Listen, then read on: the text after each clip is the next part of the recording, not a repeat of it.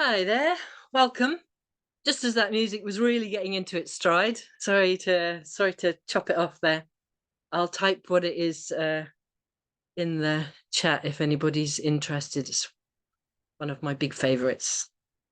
So welcome, nice to see you. So today we're looking at finding the right focus for an assembly, which is a dark art, I think. And Justin will give a introduction to that, and then we can have a wee chat about it. And we'll have a break, and we've kind of snuck a little bit of work into a break. We can always extend a little bit if you haven't had quite enough time, but we're going to try and get you to consider, even if it's just hypothetically, what kind of question might fly in your community, and then get into small groups to kind of workshop that a little bit. And then we'll get back and we'll get some feedback from that conversation, and that'll be us for the evening. But first I just wanted to do, as we usually do, just a short bit of grounding for those who appreciate it, and I think particularly for me and Justin to calm down and be able to be present. So obviously, if this isn't your thing, then just do your own thing for a couple of minutes, and if it is, then enjoy. So my suggestion is to move yourself back in some way from the screen. Take your focus off the screen, move your focus into your own space, your own body, and maybe take a couple of big breaths if that's something that helps you to relax.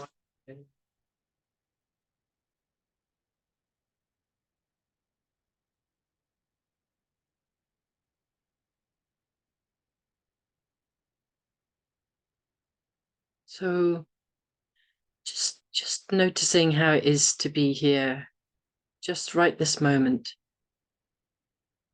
in this strange land of Zoom, but also in your real world, wherever you are. And notice whether there is any tension hanging around in your body that you could maybe let go of.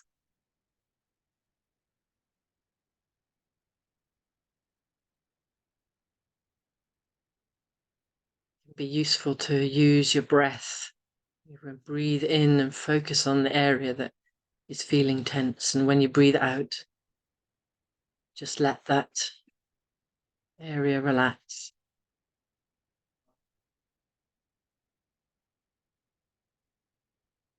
Feel your feet on the ground, and whatever other part of your body is taking your weight, feel the weight of yourself.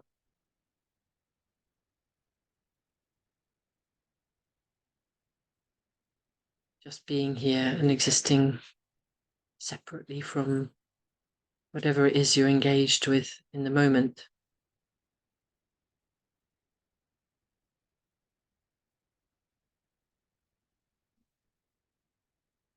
So when you're ready to re-engage with the screen, please do. And as we go into the session, just try and see whether you can keep that sense of a bit of space in between you and the screen.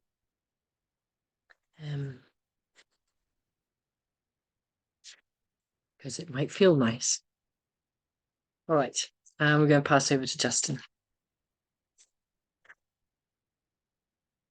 Well, do you want to start with a check-in, Eva? Are we just... Thank you. I totally forgot about that. One of the most important things in the evening is to say hi to one another. So we're going to make us breakouts of 3 people, I think. Yes. And we're going to give you 15 minutes, but because of the faff in and out, could kind of anticipate having about 3 minutes each, and use that circle format that we've used a lot before, just to make sure that when you're speaking, you're just free to say whatever it is that you want, to be there present with the people, and when you're listening, to listen, with a lot of care and attention to what this other human being is telling you. We had possible questions for you to consider, but obviously you can use the check-in to say whatever you like. You might want to talk about how you're feeling today. If you manage to do any of the homework of engaged listening, you might want to check in around that with other people. And you might want to reflect on if there are any big issues in your community just now, or anything else. So Joanna will open the checkout room, the breakout rooms. Justin? I think it might have been 4 people, was it, Joanna? Were we? Yeah. So it's 4 people, 3 minutes each. Yeah, that's fine. Thank you. Thank you. All right. Never good with the numbers. Okay, we'll see you in 15 minutes or so. Have fun.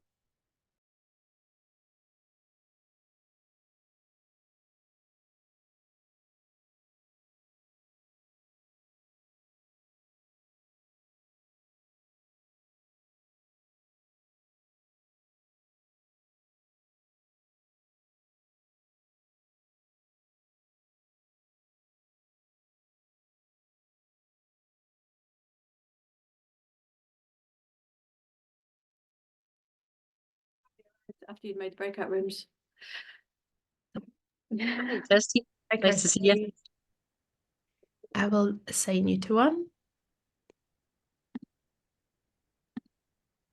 Thank you. It looks like Tim is having troubles and trying to connect on another device.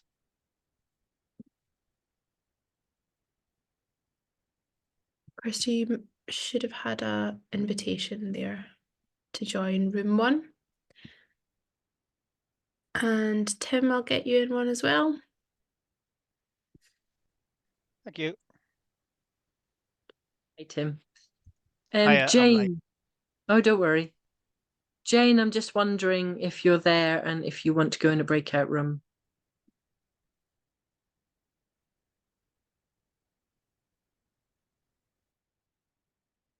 If you're speaking, Jane, you're muted and we're not hearing you. If you're not speaking, then you're very welcome just to be in this space and not join breakouts. And Francine, I'm assuming, as usual, you're not wanting to. But do give a shout if that changes. And Johanna, are you wanting to check in just now, or Yeah, I'll do a check-in. Yeah, that's fine. I can probably. There's only another breakout room. I can do both as well, and it's a small group here. Was that an invitation to go first, or do you want to go ahead, Eva? You go. Okay. Yeah, I'm doing a prep for the SCAN annual gathering this week.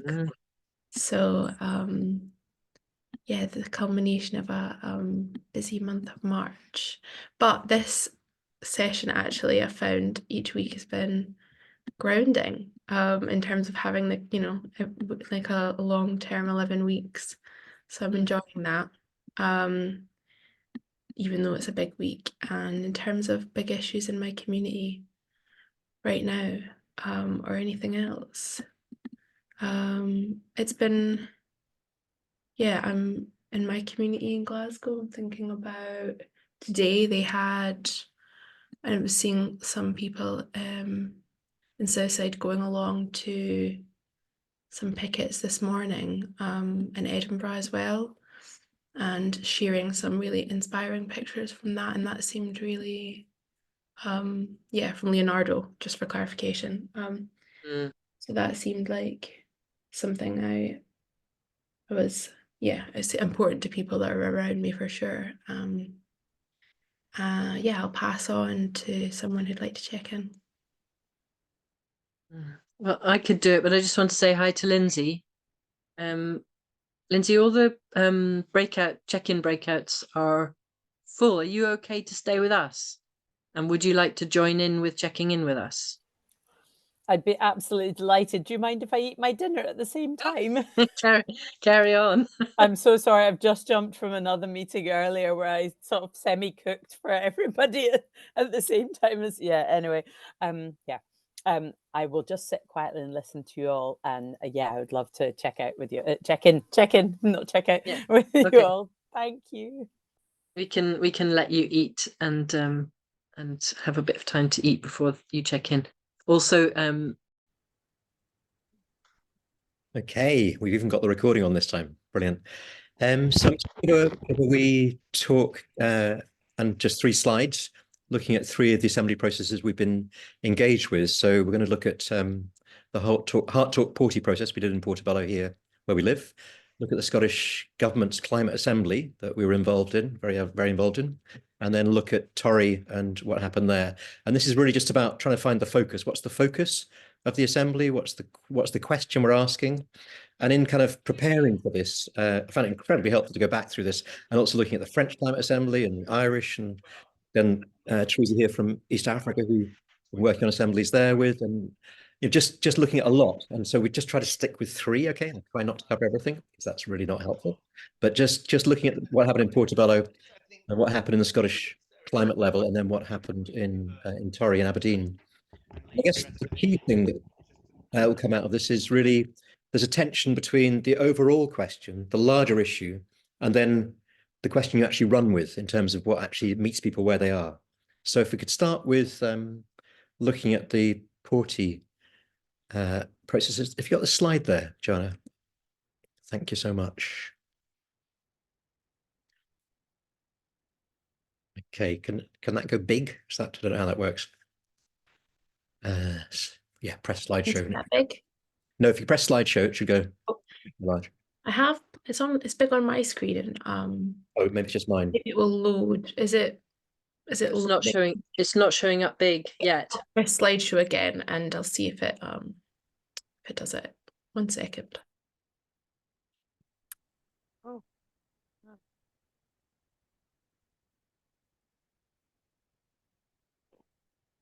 So, I mean, last week we were looking at the engaged listening process of kind of going and asking people questions about, what they feel the issues are, what the underlying causes might be, and how to respond to that. And so in terms of Portobello, this was kind of coming out of the pandemic. We'd been asking people questions, the kind of, what are the issues that matter? Why do you think they're happening?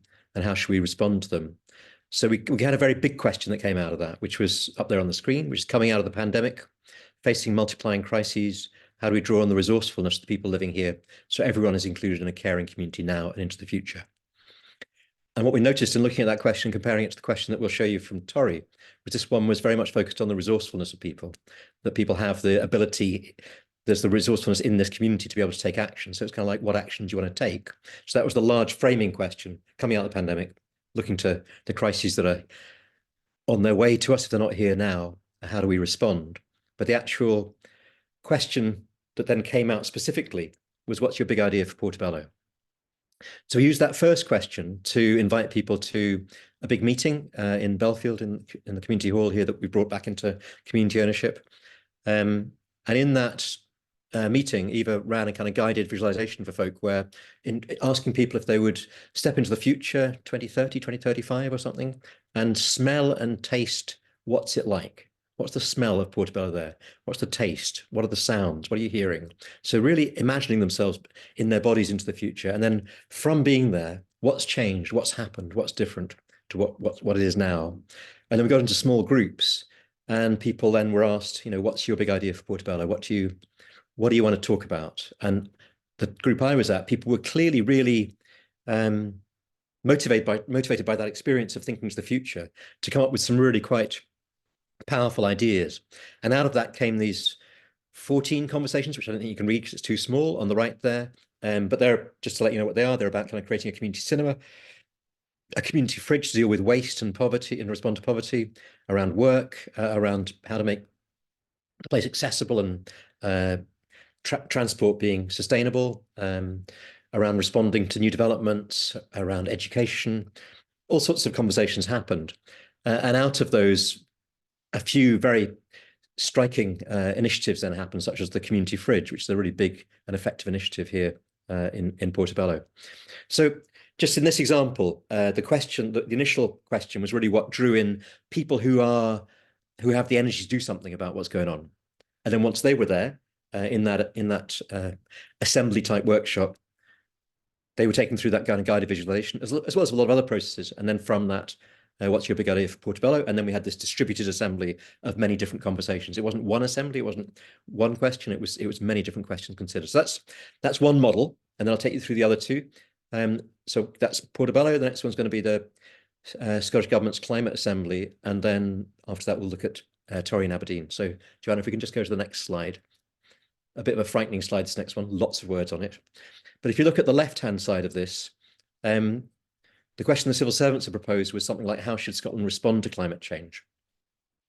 And we were 2 Extinction Rebellion representatives on the stewarding group that was deciding on the shape of the assembly, deciding on the question, deciding on what experts to bring in and so on. And so we were 2 out of 25, and the other 23 were all handpicked by the civil servants involved. And they range from members of all the political parties, MSPs, to people from business, from the oil and gas industry, from right the way across. And so we suggested that we have a deliberative workshop in this stewarding group to decide on the question. So this was the suggestion, was that we actually, people organising a deliberative process should really have one themselves, so they have some sense of what on earth is involved in that. Because none of us, including me at that point, particularly, had much experience of deliberative processes. And this is one that we proposed. This was during lockdown. It was during COVID. So it meant that we could lobby people in a Zoom meeting who were members of the stewarding group to explain why we thought this was important. And therefore, when we had the vote at the end of a particular stewarding group meeting, I think the civil servants may have been surprised that the majority of people agreed with this suggestion that we should actually have a process and decide for ourselves. And then we had a really great deliberative process to decide on the question. And we arrived at the question underneath that, which is, how should Scotland change to tackle the climate emergency in an effective and fair way? So you can see the first question was quite passive. How should Scotland respond to climate change? Climate change is over there, Scotland's over here. How do we respond to it? In the second question, it's about how do we actually change? How do we shift who we are to tackle an emergency, not just something that's changing? And how do we deal with equity and deal with effectiveness in that process? How do we make sure it's fair? How do we make sure the response is effective? So on the right there, you can see the process we used. And I'm just putting that there really to, just to kind of show you a kind of process, a very thorough process in a sense that you can. We had Kevin Anderson, the climate scientist, who basically gave a presentation on the climate emergency that was saying it's way worse than governments are telling you. And we had Andy Kerr giving a talk that was kind of saying the policies we have in place in Scotland are effective. They're effective. They're what we need. So we had 2 very different points of view. Andy was saying these are ambitious within the current system. These are very ambitious targets, which is true for Scotland within the current system. Kevin was saying they're nowhere near as ambitious as they need. So those were 2 perspectives, looking at the climate emergency. And then from that, we thought, okay, what are the big challenges? What are the problems? What questions come out of that?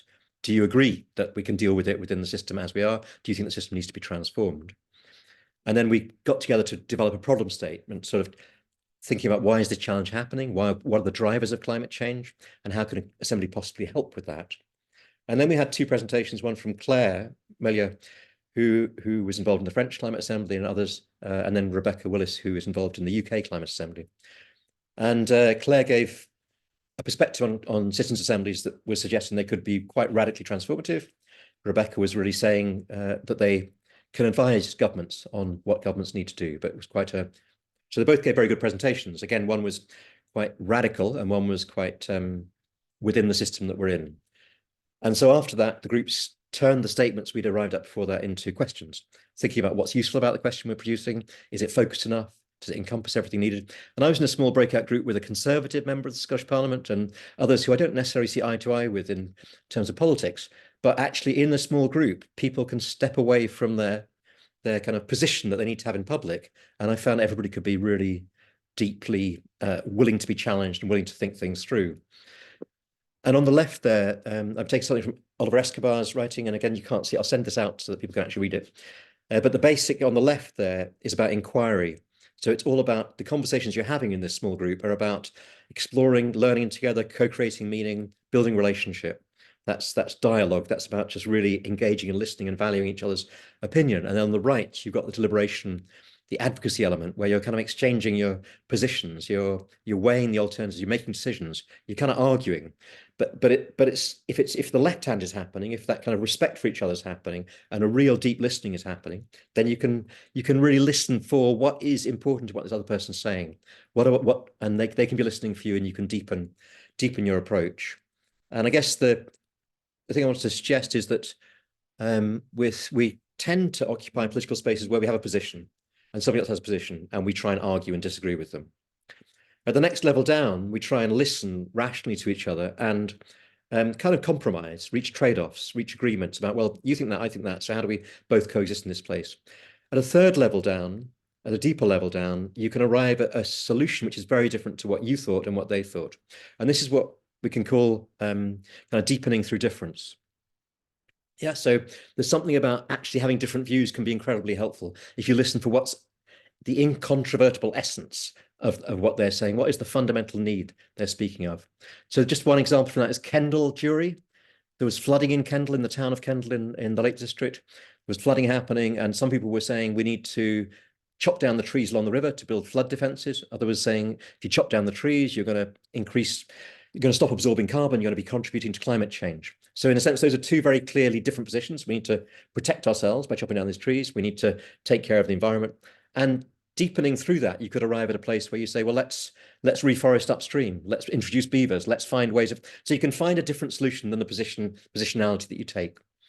And I'm just reminded by Eva to jump on because I'm running out of time. So if we can jump on to Tori as the third example and the last example. So if you remember from last week, we were talking about the engaged listening process. Well, on the left there were the 5 key areas that came out of the engaged listening. Was the issue on the top there of power. We don't have power to decide what happens to or in Tori. And then places, we need places that people care about keep on being taken away or destroyed. Health of Tori residents is being undermined. And remember, that's people can have 13 years less life expectancy than in some other areas of Aberdeen. So it's a serious issue, health in that way. And then children, young people, there isn't enough for young people to do, for children to do. And then division, deprivation is leading to division and, I can't read the other word from here, but anyway, yeah, poverty and so on. So those were the kind of 5 areas that came out of the engaged listening. Sorry? Isolation, Isolation and division. Isolation and division, that's great, thank you. So those are the 5 areas that had come out of the engaged listening process. And then those of us who were preparing for the assembly came together and created this question. So this was from the stewarding meeting that was, steering meeting, sorry, that was happening in Tori in the run-up. And so the question that we came up with was, how can Tori reclaim the power to make this a healthy community to grow up in? So the issue of power is the underlying issue there. How can you reclaim the power? And then why would you reclaim the power? Is to make this a healthy place, make this a community place, make this a place which is good to grow up in. So that was kind of, that caught all those issues, but focused on the issue of power. And if you remember back to the Portobello question, the question in Portobello, the kind of underlying question was about how do we draw on the resourcefulness of the people? Now, Portobello is now, it wasn't, but it is now quite a well-off community. So there's a very different framing happening there. This is about taking back the power in a community that's been really badly trashed and continues to be right now by the powers that be. So again, if you remember with Portobello, there was that overarching question. Then actually the question that people were asked to consider who were invited was, what conversation do you want to have? What's your big idea for Portobello? Well, in terms of the assembly in Tori, though that large question was the framing, in fact, the question that arose and that the assembly, the 2-day assembly focused on was, what do you want to see happen at St. Fittick's Park and how will you make it happen? And that's because the Scottish Government had made the decision 2 weeks before the assembly to not oppose St. Fittick's Park being the last green space in Aberdeen, in Tori, being taken away from the people and being industrialised for the harbour and all the rest of it. So just wanted to highlight this kind of difference between the large framing question, which you can see there, and then the very specific one. And in fact, out of the assembly that happened in Tori, the projects that have happened, just like the projects in Portobello, are being quite specific. So this in Tori in particular is the retrofit project, which is the idea of retrofitting all the homes in Tori. Now that, in a sense, responds to that first question, making it a healthy community to grow up in. How do you make the houses warm, make all the rest of it? How do you make them healthy and so on? So the question that arose was one that was about an immediate response to an immediate situation, but that deeper underlying question is the one that's been worked with over time. So that's all. I just wanted to give you 3 examples of where a question needs to be drawn out of the underlying sense of what's happening in a place, but also how you may draw out a really strong and good and overarching question, but you may well in the event actually be asked to tackle something quite specific. So you may, in drawing on the engaged listening, drawing on what you know about your community, be thinking of a large framing question, but actually it may be something very specific that's happening positively or negatively that you're going to actually be responding to. So playing between those levels is part of what we want to be able to ask you to consider. Eva, am I out of time? I think I probably am. Yes, so not badly. We've got a bit of time. We're planning to break about 25 past. If you can stop share now, Johanna, great. Yeah, so we've got a bit of time for any questions or thoughts that have occurred to you during that presentation by Justin. Anyone? Sorry? Just say also, you also had a question to folk, which was about what would make you go along to an assembly in your area, or what kind of question or proposal would make you excited to go. Yeah, sure. Yeah, so I was going to see whether there were questions coming from people first and then pose that, actually. Oh, very good.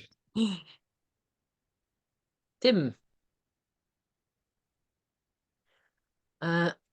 Tim, you're speaking, but I'm not hearing you at all, and you're not muted, so I don't know what's happened. Got to plug something in, and then we'll have Barbara after if we can get Right this. in the chat, Tim. Huh? Hang on, he's plugging himself in. Hello. No. Yes. Yep. Still no job. Yeah. Good. All good. Sorry about that. So there's one kind of. It seems like there's one kind of big picture, sort of zoom out question, which is about kind of structural power and not. That's like one. And then you got one kind of very specific. There's this space. It's happening right now. What are we going to do about it? I was wondering if you could just say something, and I know it's kind of a big topic, about how the community responds to those two things, because I found sometimes it can be daunting for a community to approach a big picture conversation. It feels like there's nothing you can do, and it's kind of can be overwhelming, and it just feels it can be a bit demotivating trying to look at something so big. Yeah, no, that's great. Can I quickly respond to that? Yeah, so in terms of Portobello, I mean, in a sense, that's why we ask people, what's your big idea? So that people could have very focused questions. So they weren't trying to bite off the whole thing. They were just focusing on the area that actually interested them and engaged them. So that was how we approached that there. And in Torry, yeah, it was, I think, Brian, you were at that meeting where we brought up those different issues that had arisen from the engaged listening. And we were kind of saying, what's your priority? What matters most to you? And the response was, well, it all matters. And it's all connected. Don't ask such a stupid question that one of these matters more than the others, which is why we kept that large question. And then we were kind of kicked into having a specific focus by the Scottish Government making its decision to allow the park to be destroyed. So I don't know what would have happened in that assembly if that hadn't happened. I'm curious, Tim, because I think your point's really valid, is that taking on the whole picture can be disempowering, whereas having a much more clear focus might not be. I certainly know in the Scottish Climate Assembly, and if you think about the French Citizen Assembly too, having the big focus is okay if you're getting the input that can allow you to arrive at quite big answers to that situation, but that's a different level. So yeah, I agree with you. You can get disempowered if you don't focus, and that's why I think both of those ended up focusing in very different ways. And would you say that it's better to focus on an immediate question in the beginning to build a sense of being able to deal with things, and then a little bit further down the road, when you've got a sense of yourselves as a community and what you can do, then you can start to expand? It's better to go that way, right? That's my intuition. I think that can be really right. And in fact, in Portobello, in a way, we had done that because we brought Belfield back into community ownership. So we'd done a specific we'd made a specific move that had kind of proved itself as effective, and then asked a larger question after that. But I agree with you, there's a real tension between what's the calling question, what are people actually going to bite on, and then how do you move to the large? And I would agree with you. I think that's probably the right way around to do it. Barbara, I think you were next, was that right? Yes, thank you. Yeah, just something that we were just kind of starting to talk about a little bit in the group before we came back to the main session, is the politics with a small p that sometimes exist within small communities, and people, because of historic disagreements or conflict, you kind of get into that situation where, oh, I'm not going if that person's going, or yeah, just the kind of the pre-existing relationships. And obviously actually having a neutral third party coming into that situation can be quite beneficial because they're not associated with any of that historic tension. But if you don't have somebody coming in, or if that does arise within the process, then yeah, what's the solution to that? How do you bring those people together? And I can't remember who it was, but somebody kind of said something about beef in it, and I was reminded of the couple that have their podcasts based on What's Your Beef, and they sit down once a week and basically just tell each other what's bugging them about the other person. And it's just like, kind of, you're not really allowed to respond, you're not allowed to make excuses, you just have to accept what's being said and think about it. And I'm just kind of wondering if there's something there about a facilitation exercise that could be teased out for use across different people and groups. But interested on your take on that. There's so much in what you're saying. I'm just going to respond to the first bit, because that last bit is fascinating, and there's a lot.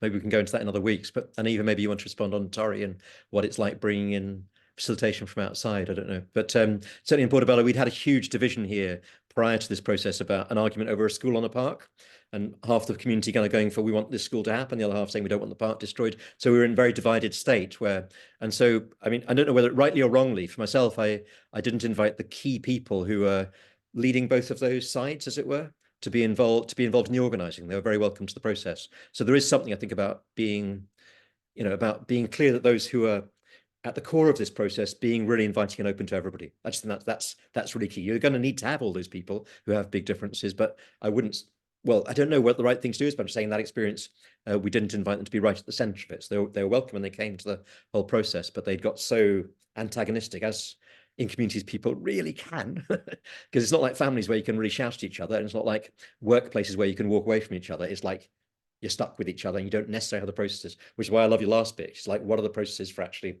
sorting that out? And I don't think I'll go into that right now. Eva, go. Yeah, I've got a little bit, and it, it's a whole topic, and there's currently a webinars going on around what's called convergent facilitation. It's the kind of work of Mickey Kashdan, who is a nonviolent communication practitioner from the States. And one of the main things that she uses in that is something that Justin mentioned, which is trying to get down to the uncontroversial essence of each position. So when I am teaching it, and I'm not an expert in it, but the way that I've grasped it is the example of a skate park in a community where the youth are really wanting the skate park, and maybe some older people are really against it. So it can get very heated. But when you go under, like, so what's the uncontroversial essence underneath each of the positions? Well, for young people, it's, we want somewhere to hang out and play. But it'd be very unlikely that anyone should say young people shouldn't have somewhere to hang out and play.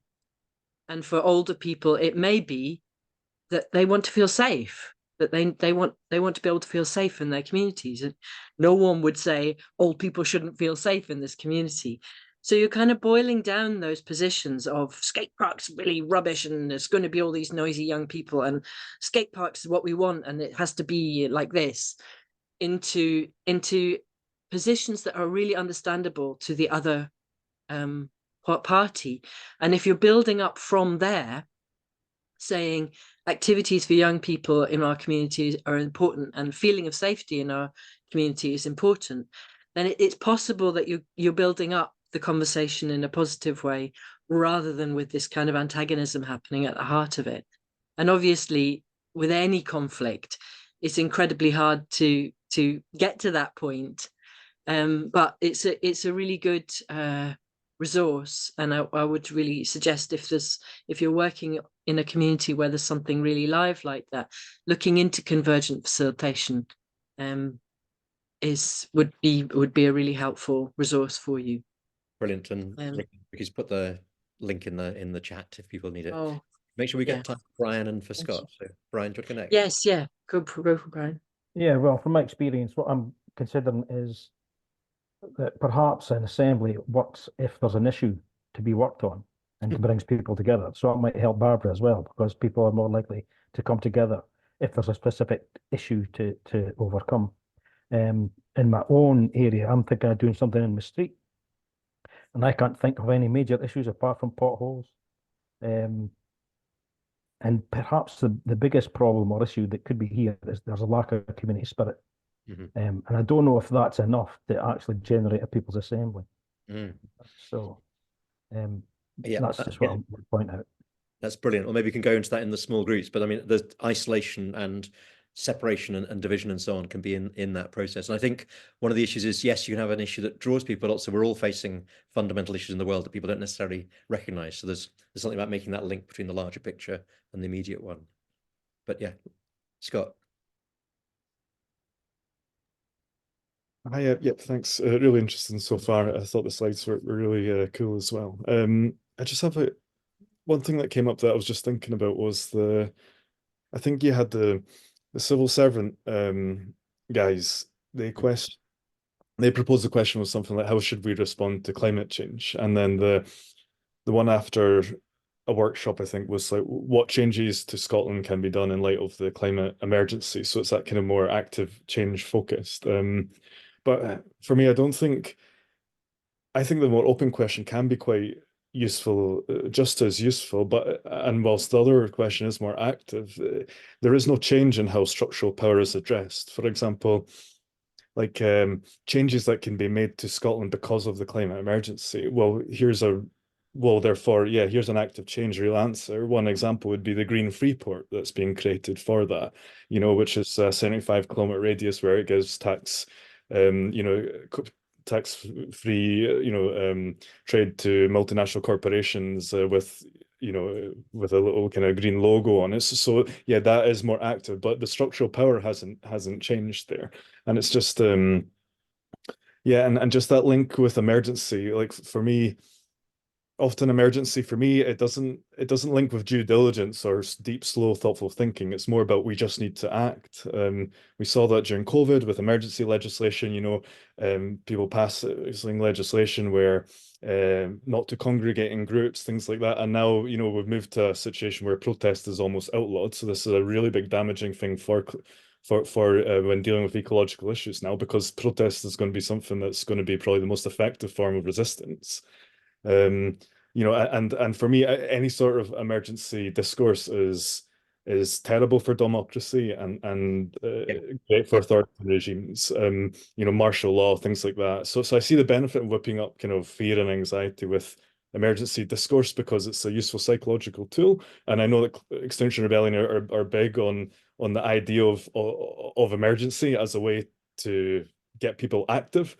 But for me, it's we need to be incredibly careful with that. So when questions are being constructed and then emergency is being kind of inserted into it, it's just ensuring that it is what the People's Assembly wanted, rather than it was a kind of a specific discourse being promoted, I guess. That's brilliant. I mean, thank you so much, because that points to the kind of paradoxical nature of all of this. So it's like emergency thinking is kind of what's got us into this mess in the first place, that all sorts of things are excused because it's an emergency. I'm not talking about the climate. I'm talking about over time, we need to take this shortcut because because it's a crisis, so we won't actually take care of each other. And that, I totally agree with you. Emergency thinking is a real problem, and the slow, deep, inclusive care is kind of what's needed. So, but we are also in an emergency. So the paradox of that is what I'm getting from what you're saying. How do we deal with emergency in a way that is generative and effective and caring, rather than a way that actually puts power out of our hands into the hands of a few people who claim that they're reacting fast for us, when actually they're just making things worse, or we're making things worse if we're acting fast for others in that way. So I really appreciate you bringing that in, because challenging emergency thinking. In that assembly, though, we did say tackle the climate emergency in an effective and fair way. And the fair way would be, for me, the way of responding to the green ports or whatever else. The kind of, that may look effective, but it's not fair. It doesn't actually take care, not just of other humans, but of other species or the environment itself and so on. So, but it's paradoxical. How can you be quick? How can you be effective? But how can you be fair? How can you be inclusive? And how can you recognize an emergency but not respond with the same way of thinking that got us into that mess in the first place? Which I think is what I'm getting from what you're saying. Yeah, I guess, and I realize there's not much time. Yes, I guess, yeah, emergency is perhaps the reality. There's different ways to look at it, but if we say emergency is the reality, then how do we always respond to emergencies? How do they respond with cool heads, calm thinking, doing everything, just being kind of. You don't then live in the emergency, otherwise you're screwed, right? Because then you're overwhelmed and you're making decisions all over the shop. So when I work with grassroots groups, I don't feel that they frame things through words like emergency or through resilience. They frame things through, how can I connect with my neighbor, or just exactly what Brian said in the last thing. So when I see kind of questions framed as grassroots, but then I see the talking points being inserted, I just have to critically question that sometimes. Mm-hmm. No, and it's interesting that one was a national level process and the others were community level. So there's a big difference between those, and the community ones have kind of, the national one can easily be captured in the way that you've described. I'll stop. Sorry, I would otherwise respond. Go on, Eva. Yeah. Sorry. Okay, because we need to move on, and that includes giving you guys a bit of a break, but with homework. So this is the question that we're suggesting you mull over while you're making your tea or whatever else you do in your break. What are the live issues in my community right now that might draw people into an assembly? And what's my best first guess on how to draw them together into a question or proposal for consideration? You don't have to get it absolutely right. It can just be a sketch. It can either be like a really serious exercise for you or just a hypothetical one, depending on where you are in this whole idea of having an assembly. But we're going to be working on those in week groups after the break. So 10-minute break means coming back at 39 past the hour. Yes, 39 to the hour. Justin, help me out. Yeah, 22. Are you going to put the question in the chat? I did put the question in the chat. Sorry. It's someone put something in right after me, so it's the second one from the bottom. Thank you very much. Yeah, 22. See you there. Ooh, thank you. We're just calling people back. You can hear my voice. This is your cue to come back.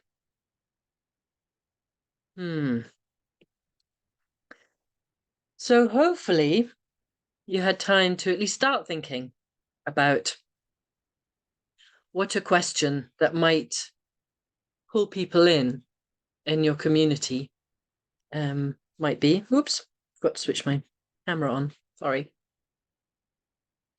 And what we wanted to do was get you into groups of 3 to support one another, to take a turn each, basically, to think through, to share the question or wherever you've got to with that thinking, and to get feedback and support from the other people in the group. And Justin's just put in 3 questions that we are suggesting that might help you with that. So one would be, oh, right, no, that wasn't what I was thinking, Jess. I put the one just above it that you said, yeah. What are the live issues in my community right now that might draw people to assembly? No, that's not it. These are some clever questions I just came up with before that you didn't know about. Yes, they're very clever. There we go. So one question would be, is there a clear, correct answer to the question? And if there is, you might want to rephrase it. and the people in the group might be able to help you with that. There's also a question of who or which groups this question might attract and who it might marginalize. So another thinking process around that. And are there crucial issues within the community which can't be addressed via this question? Obviously, within the world, there may be many questions that can't be addressed, but within the community, have you managed to phrase something that catches the main issues that you think are important in the community, or are there bits that are missing?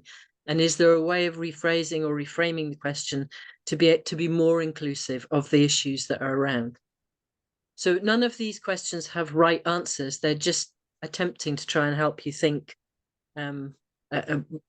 around making those questions better. So if we can, sorry, Justin. So is this if people here have an idea of what question they want to ask, is those relate to that? Is that right? Yeah.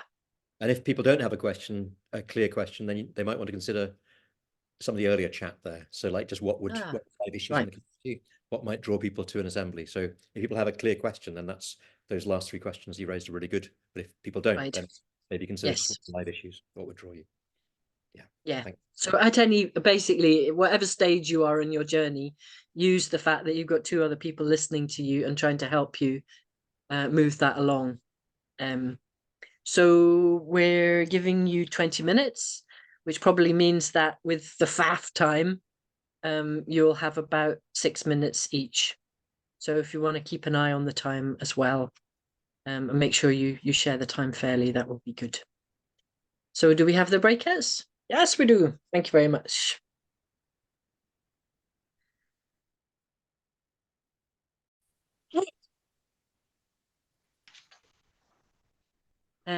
Welcome back. I hope that was interesting and hopefully illuminating. Was anybody struck by anything? Is anybody super excited or super frustrated or just curious and would like to share?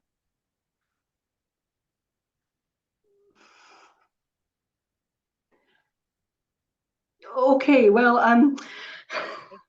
Diane, then David. Right. So just that I was just trying to share that, you know, that I live in like many of us, it's a small rural community in the east coast of Scotland, and you know, we've got obviously a lot of different things going on. There's a lot of house building going on in our village. But there's very few resources. We have, you know, a problem with things like we've got youth that have got nothing to do. We've got increased traffic. We've got a community hall that's closing down. We've got our church being knocked down. So there's a lot of different issues.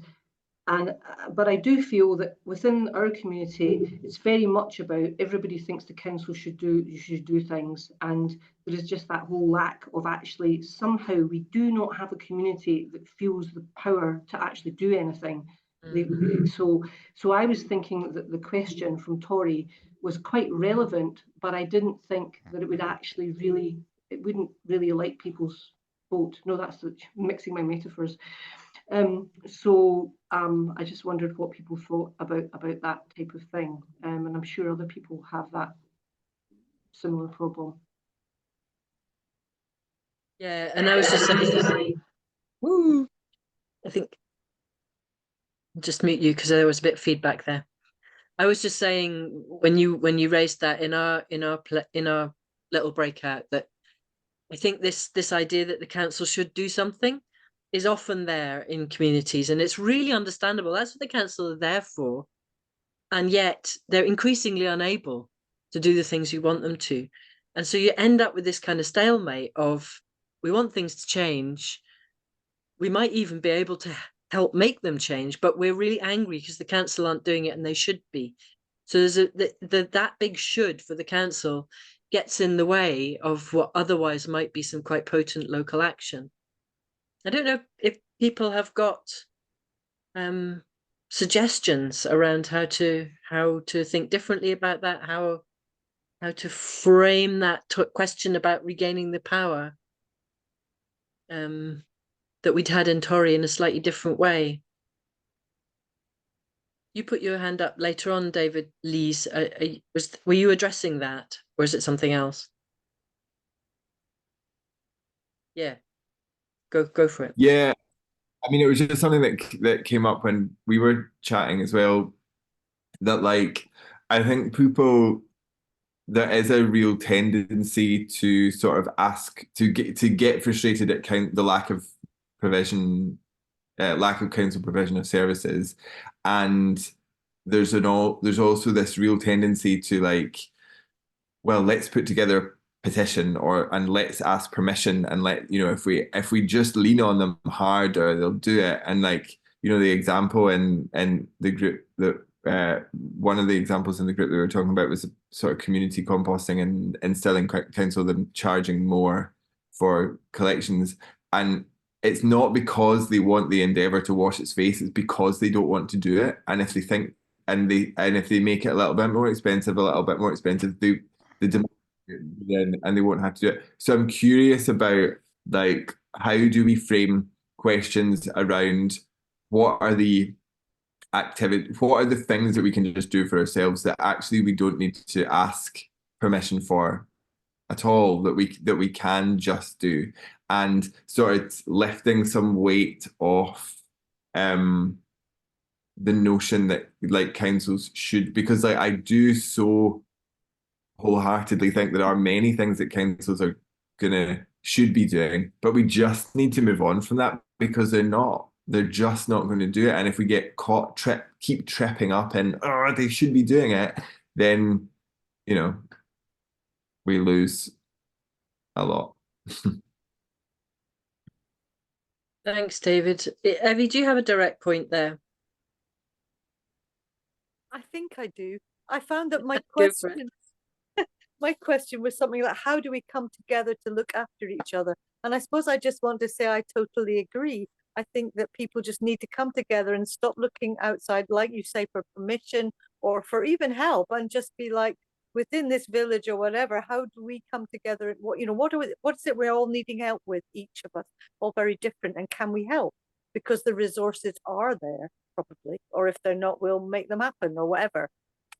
That's all. There's something quite like, by framing it like that, it feels like you kind of bring the temperature down a wee bit. It's like, well, it's like just making it little. What can we do for one another? Making it kind of little and personal. And I think out of that conversation, you might also identify some of the big issues that, and there's this big thing, and we need the council to do that. But then you're already in the conversation, and you could be saying, okay, well, we don't think the council actually is going to do that. So is there a way we can address even a corner of that just between us? So I really like that. Yeah, because we have things like this big bus that comes, never enough for people, and it's always empty, or like two little old ladies. And I'm thinking, surely we could arrange a car share between us, or there's small solutions that are possibly better environmentally, and that's just one tiny thing. And everybody's got different needs, or maybe somebody can look after your kids while you manage to get out to work, or whatever it is. So that to me goes back to the kind of pathways out of an assembly. So one is taking action ourselves that we can take, but the second one is engaging with power in a way that either gets it to do something, or beseeches it, or implores, or blockades it, or whatever, but engage with power. And the third is linking between communities. And I guess I'm just wondering, there's a fear that in taking action ourselves as communities, we absolve government, whether it's local or national, of the fact that they should be doing this. And that's a lot of people's anger about community action is, well, bloody hell, you're just taking it off them. You may be middle class and have the resources to do that. Somebody else doesn't next door to you. So it's really kind of absolving the system of. So I guess the question I've got is, if we take the action as a community, should we also be getting the resources to do it, rather than those resources going to government? And that then comes back to the equity question and the sharing out, and the not actually passing the resources, and not just to government, but to those incredibly rich people who kind of have become the government in some ways. So yeah, sorry, Evie, go on. I just muted myself. Well, good. I think government deserves to be ignored as much as possible. And then maybe also, if you are a middle class community, which I don't think any community is wholly one class, but if we've got the resources, let's just do it. And then for the communities that really need help, like that are really fucked over, then maybe government should help them. You know, give it priority.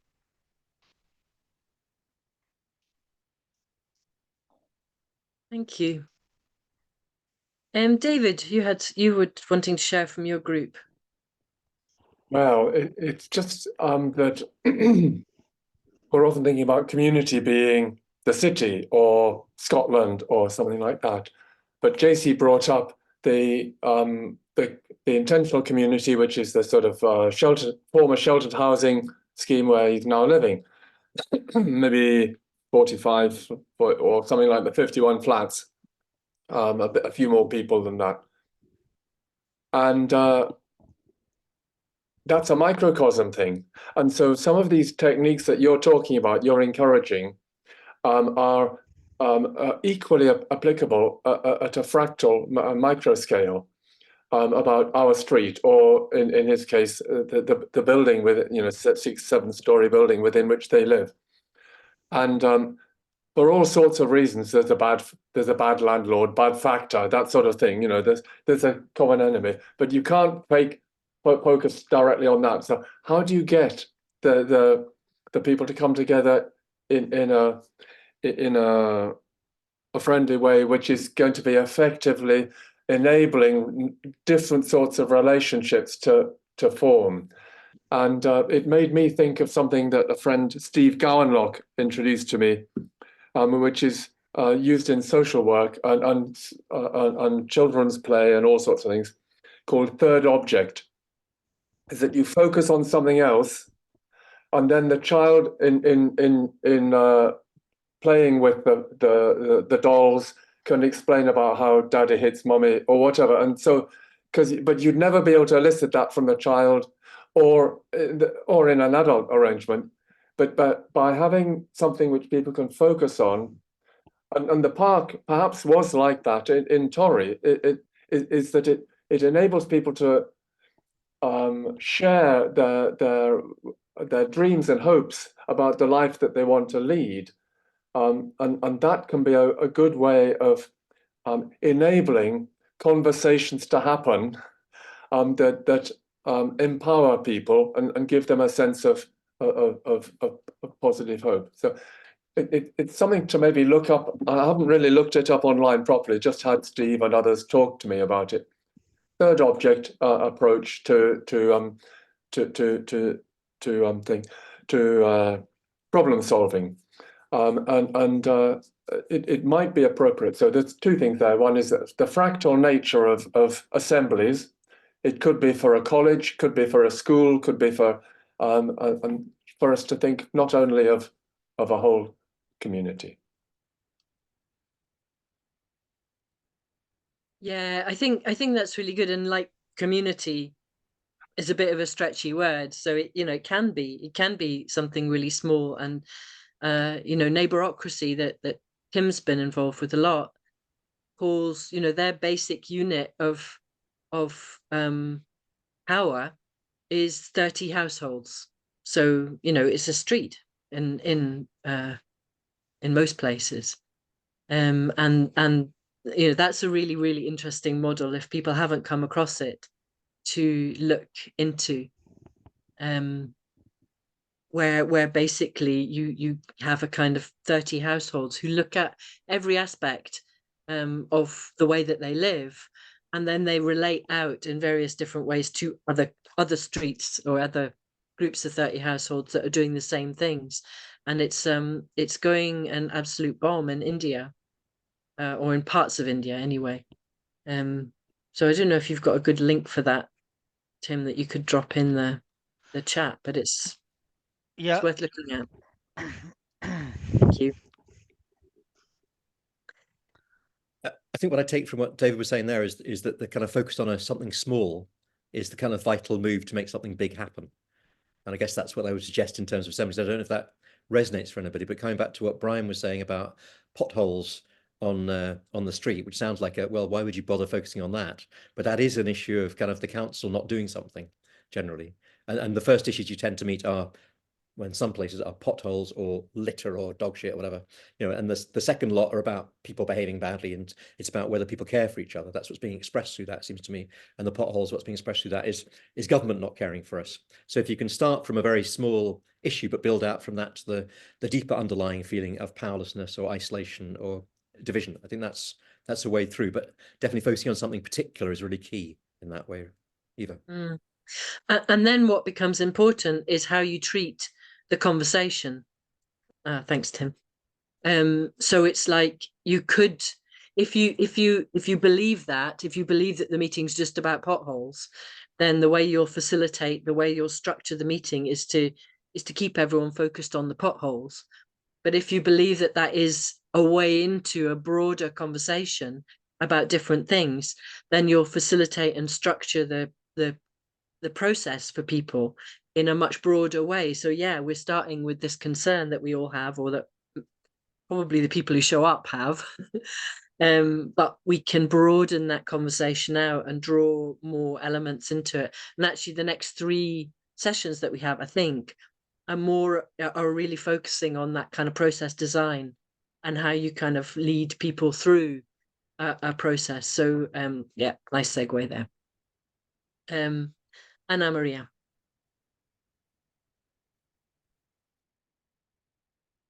Just a quick comment, because like what I'm listening a lot is like not asking permission, and at the same time expecting and not expecting a government to take action, and how much input we have.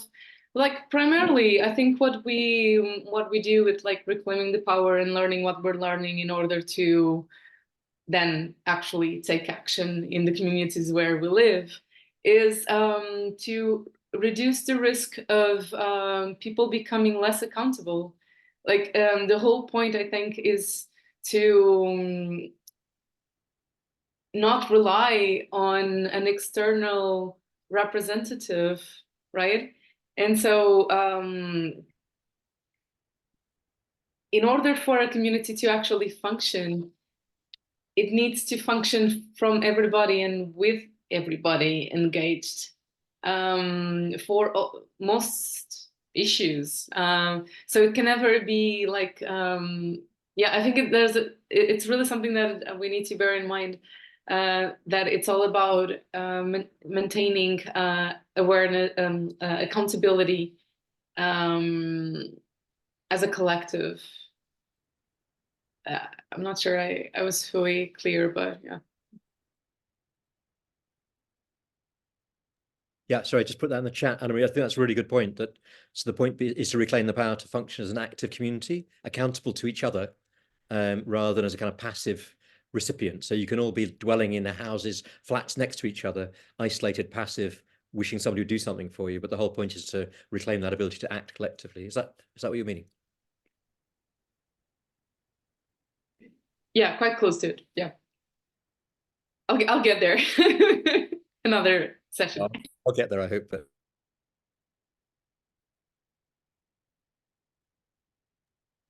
I mean, any other thoughts from people just about that kind of the contrast we were presenting? Maybe didn't make much sense between that large overall picture of what you may think you're dealing with and the specific of what, if you're running an assembly, where you are. And I guess my question is, do any of you have a notion of what the question might be for you, or the issue that you might think that people around you would respond to, even if the larger aim is what I thought Anna was describing there, which was to build that sense of agency and ability to act. What specific might you focus on where you are? Brian, are we back to potholes? No, I don't think I would ask for a specific at the moment. I would try and bring people together so we can find what the issues are and then tackle it from that point of view.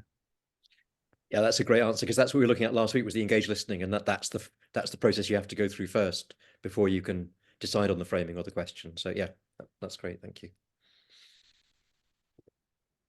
Justin, we had Scott in the chat say that Scott would be interested to hear about accountability as a collective and how we do that.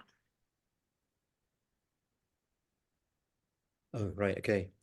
And that was from something that you said, Anna Maria. I don't know if you've got anything more to say on that.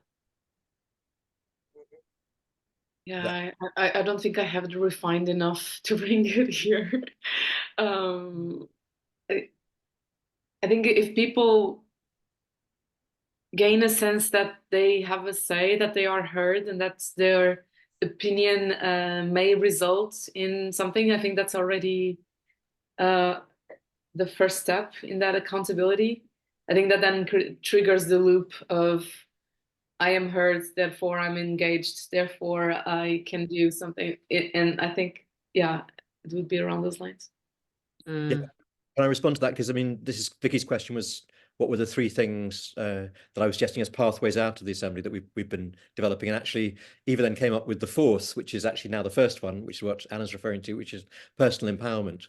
And we'd missed that out when we were saying pathways out of the assembly, what you can do just collectively, what action you can take, community garden, whatever else it happens to be, how you need to engage with power is second pathway. And then thirdly, how do you connect with other communities to make transformative change? But the first one is what Anna Marie was describing there, which is actually a process that empowers people, a process that enables people to realize that acting together can, that just reclaiming. I think we're rendered powerless, all of us, wherever we are in this particular system. It does tend to render us, or you're powerful, you're privileged, your power is based on privilege, so it's going to act out in a way that is really marginalizing of others in the way that that emergency thinking was being described earlier. So yes, you're acting, you're taking action, but you're ignoring others' needs in that process. So building the capacity to take action in a way that is really caring of and considerate of others rather than overriding others is the fundamental thing that you tend to lose as you go through a particular way of being brought up. But hang on, I'm an anthropologist, so ignore me. That's just me. There are many ways of being human, and we have a particularly strange one that we get pulled into. Sorry, Tim, I'll try and... Well, it looks like we have a direct point from Tim. I just wondered, JC, if your point is a direct point or a new one. Or will we let Tim jump the queue, or do you want to speak? Well, it's going back to the previous business about choosing a question, so maybe Tim should go ahead. Sure, thanks. Thank you for that. I can just be quick. It's just a bit about accountability as a collective. So I think you can't have accountability unless you've got a decision-making entity. You know, like a whole bunch of atomized people are not accountable, or they don't feel accountable. They're not an entity to feel accountable collectively. So you have to have a collective entity that, and a way of speaking, for example, a citizens' assembly, in order to have a sense of accountability. Okay, we're accountable for what we do because we're a thing. So this thing of being everybody being, and at the moment, I think most communities are in a space where everybody's just atomized. There isn't really a consciousness of a community present. And I think that the most, maybe the sort of first step for many of us is, how do you build this sense of community in order to then start having conversations about things, in order to then work out how to make decisions about things. And I think, like British society, we're just very atomized, and everything's very discrete and separated, and I've got my little group I do this with, and I've got another little social group I do that with, and there isn't a sense of like in place, or you know, there's communities that form around certain things, like maybe around a primary school, or around this, or around a football club, or around that. But I think what I draw from neighborocracy is, like, if you can bring your neighbors together in the beginning, even if it's just like a street party, even if it's just to get together for anything, it's literally anything, just to get people talking to each other. And then from there, you can build to like, okay, we've got common interests, what we're going to do about it. But I think it's a bit of a step to get there. I mean, in neighborocracy, they just go around knocking on people's doors saying like, come around my house. And they just knock on someone's door like 10 times till they go, okay, I'll go around your house. You know, it's absolutely like relentless, basically. Door knocking is one of the best ways to get people to turn up. I was speaking to some people who are doing assemblies in Hull, and they say they get, you know, exponentially more people if they manage to make the time to do door knocking than they do with just posters. It's like, it's the best way. It's that human to human contact. That's what works. It's talking to people. Let's just have a quick one from you, JC, and then I think we need to wrap up. Well, just very quickly, going back to the business about choosing a question, I would say my problem is actually choosing a question which is not too emotive, not too explosive. I mean, there's David's point about maybe finding a third object which you use to tangentially bring people together. I think Tim's point is crucial, that the business of forming a sense of solidarity amongst people is the first stage, I would say. And if you try and do that around a question which is just far too explosive, then it's going to be too difficult. Yeah, that's a really good point. I don't know if there's something live in your community, and communities go through phases. So sometimes there's a thing happening and everyone's talking about it, and it's like there's a lot of energy around. Like there was in Torry when we came, it's the park, and it kind of died down for a bit, and we thought we'd get away with a more general question, and then the park came up really strong. There was no way we couldn't have talked about the park. We had to. And there's been times in Portobello when it's been like that, but at the moment in Portobello, in our community, it's like, you know, there's no big community issue, at least not any that I'm aware of. And so an assembly would be probably on something more general, more kind of meta. Justin, you look like you've got a point. Well, it also depends how it's handled though, JC. So it's like, you know, if there's an explosive issue to be handled, then that may be what needs to happen. So it's how it's handled then, but you wouldn't necessarily start with that. I think starting with community building with something less than that might be, but it just depends. If it's at the foreground, you can't avoid it. That's what's going to happen, even if you think it's on something else. That's what will happen in the room, in my experience, if there is something explosive there. But I guess what you and David were both saying is maybe there's a third way there where you focus on something else, even if that's the explosive issue that does come up. But we'll come back to that on the way through, looking at the design process next week, which I think, yeah, Eva, do you want to? I think we're into the last minute. Yeah, we need to wrap up, unfortunately. This has been a really, really, really interesting conversation. And yeah, I've appreciated it, and I don't know why we've done it slightly differently from how we've done it before, and I found it a lot easier to engage with personally, and it's super exciting. So what we're suggesting for homework, if you feel like it and have time, would be, to the extent that you've managed to get there, would be to test your question in your community.